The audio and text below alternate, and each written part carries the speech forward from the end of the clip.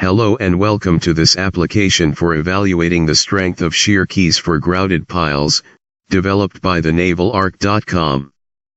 This app helps the user evaluate the design of a shear key used for transferring load from sleeve to pile, or to prevent failure at the steel grout interface.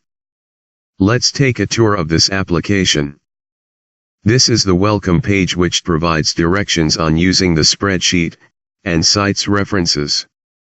Next is the inputs sheet, in which the user needs to enter the geometry of the shear key, pile, sleeve and grout. The appropriate loading condition also needs to be selected. Figures and tables are provided for easy reference.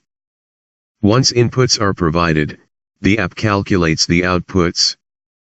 The allowable stresses and load transfer are calculated first, followed by geometry check for the sleeve, pile, grout, and shear key. Finally, the stress check for the shear key is done, which includes bearing stress and shear stress.